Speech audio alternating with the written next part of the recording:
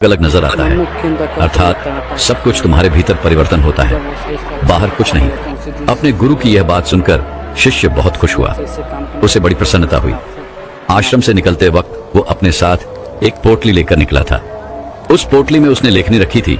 उसने तुरंत ही वह लेखनी निकाली और गुरु के कहे शब्दों को लिखना शुरू कर दिया। यह देखकर वह गुरुवर अपने उस शिष्य से कहते हैं, भंते, ये तुम क्या कर रहे हो?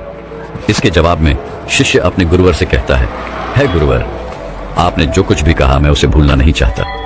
यह सब मुझे सीखना है, मुझे याद करना है, जिस कारण मैं इसे लिख रहा हूं, और बाद में मैं इसे याद भी कर लूंगा। तभी तो मैं ज्ञानी बन पाऊंगा, तभी तो मैं लोगों को ज्ञान बांट सकूंगा। अन्यथा यदि मैं ही आपकी बातों को भूल गया, अपने जीवन में उसे नहीं उतार पाया, तो फिर मेरा यहां पर आना व्यर्थ हो जाएगा।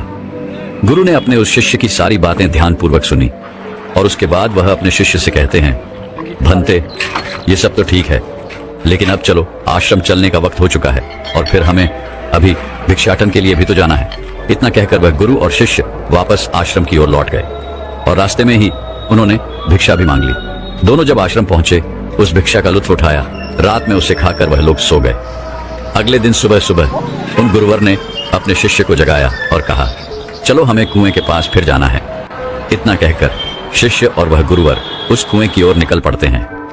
कुछ देर बाद जब वह कुएं के पास पहुंचते हैं तो गुरुवर अपने शिष्य से कहते हैं कि पानी निकालो। वह शिष्य अपने गुरुवर की आज्ञा का पालन करते हुए उस कुएं से थोड़ा पानी निकालता है। तभी वह गुरुवर अपने उस शिष्य से कहते हैं, भंते, कल जो तुमने पानी पिया था और आज जो तुमने पानी निकाला है, इन दोनों में क्या फर्क है? क्या तुम मुझे बता सकते हो? इस पर शिष्य तुरंत ही अपनी उस पोटली को निकालता है जिसमें उसने वो सारी बातें लिखी होती हैं। जब गुरु ने उसे वो सारी बातें बताई थी कि जब मनुष्य को किसी चीज की प्यास उत्पन्न होती है तो वो उसे मिटाने की हर मुमकिन कोशिश करता है और उसके आसपास बहुत कुछ होता है, लेकिन वह उसे देख नहीं पाता।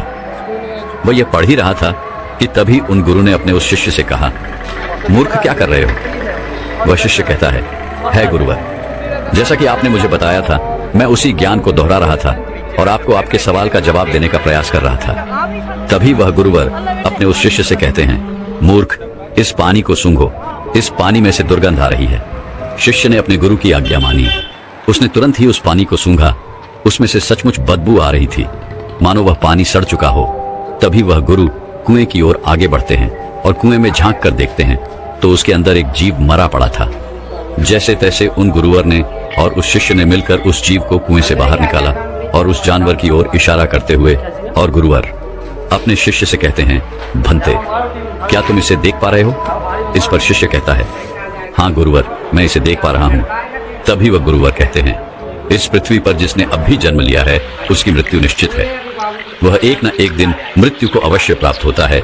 जब एक मनुष्य जन्म लेता है तो उसका जीवन संपूर्ण होता है और मृत्यु शून्य होती है, लेकिन धीरे धीरे जैसे जैसे समय बीतता जाता है, एक एक दिन ढलते जाते हैं, जीवन घटने लगता है और मृत्यु संपूर्ण होती जाती है। किसी की भी मृत्यु यूं ही अचानक नहीं हो जाती।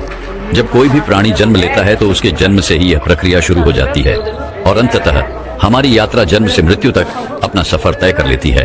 हाँ, यहाँ पर यह जरूर होता है कि किसी के लिए तेज प्रक्रिया होती है और किसी के लिए यह प्रक्रिया धीमी होती है, लेकिन यह प्रक्रिया सभी के लिए काम करती है और सभी को एक ना एक दिन जन्म से लेकर मृत्यु तक का यह सफर तय करना ही पड़ता है। शिष्य ने एक बार फिर से अपनी लेखनी निकाली और गुरु की इन सभी बातों को लिखना शुरू कर दिया। तभी वह गुरु हैं क्रोधित होते हुए अपने उस शिष्य से कहते हैं, चलो कुएं की ओर चलो। यह देखकर वह शिष्य घबरा जाता है और अपने उन गुरुवर से कहता है गुरुवर, मैं तो अभी जवान हूँ और मैं अभी मृत्यु को प्राप्त नहीं होना चाहता, कृपा करके मुझे छोड़ दे। तभी वह गुरुवर अपने उस शिष्य से कहते हैं, बेवकूफ, मैं तुम्हें कुएं में धकेलने नहीं जा रहा। मैं तो यह कह रहा हूं कि कुएं के चारों ओर एक दीवार खड़ी कर देते हैं, जिससे और कोई इस कुएं में ना गिरे, जिससे किसी और को व्यर्थ अपनी जान ना गंवानी पड़े। दोनों ने बड़ी मुश्किल के साथ कुछ लकड़ियां इकट्ठा की और कुएं के चारों ओर एक दीवार बना दी, जिससे अब उस कुएं के अंदर कोई नहीं गिर सकता था। इतनी मेहनत करने के बाद गुरु और वह शिष्य वापस आश्रम लौट आए। धीरे धीरे ऐसे ही कई दिन बीत गए। शिष्य अब उन गुरुवर के साथ अपना अधिकांश समय बिताता था, उनका सारा काम करता था। एक दिन उसने देखा कि उसके गुरुवर बहुत प्रसन्न है। तभी वह उन गुरुवर के पास पहुंचा और अपने उन गुरुवर से कहता है गुरुवर, आज आप बहुत प्रसन्न दिख रहे हैं। क्या मैं आज आपसे कुछ पूछ सकता हूँ? तभी वह गुरुवर अपने उस शिष्य से कहते हैं, हाँ अवश्य। तभी शिष्य कहता है गुरुदेव, आप मुझे कोई ऐसा ज्ञान दीजिए जो सबसे बड़ा हो, जिसके आगे मुझे कोई और ज्ञान अर्जित करने की कोई आवश्यकता ना पड़े। वैसे भी दिन ब दिन आप वृद्ध होते जा रहे हैं और आपकी मृत्यु कब आ जाएगी यह मैं नहीं जानता, इसलिए आप मुझे वह ज्ञान दे दीजिए। तभी तो मैं आपके ज्ञान को लोगों तक फैला सकूंगा, तभी तो लोग आपके बारे में जान सकेंगे। वह अपनी लेखनी लेकर बैठ गया, इस इंतजार में कि गुरुदेव उसे कुछ बताएंगे, कोई ऐसा ज्ञान जो बहुत बड़ा है। लेकिन उन गुरुवर ने अपने उस शिष्य से कुछ नहीं कहा, बस वह चुपचाप बैठ गए। वह काफी देर तक यूं ही मौन रहे और उसके बाद वहां से उठकर चले गए। वे शिष्य चुपचाप ये सब देख रहा था और जब वह गुरुवर वहां से उठकर चले गए तो उसने लेखनी से लिखा, सबसे बड़ा ज्ञान मौन। अगले दिन फिर उसने उन गुरुवर से यही सवाल किया और अब की बार भी गुरुवर ने उसे कोई जवाब नहीं दिया। वह काफी देर तक मौन रहे और फिर वहां से उठकर चले गए। ऐसा करते करते कई दिन बीत गए, दिन से सप्ताह से महीने और लगभग 1 वर्षों के बाद भी उसे केवल एक ही जवाब मिला था, सबसे बड़ा ज्ञान मौन। इसके अलावा उसने लेखनी से और कुछ नहीं लिखा था, क्योंकि वह गुरुवर जब भी इस सवाल को सुनते तो वह मौन हो जाते और अपने उस शिष्य से कुछ न कहते, जिस कारण वह शिष्य भी हर रोज अपनी लेखनी से केवल एक ही बात लिखता था, सबसे बड़ा ज्ञान मौन। लेकिन अब उसके सब्र का बांध टूटा जा रहा था। एक दिन रात को उसे नींद नहीं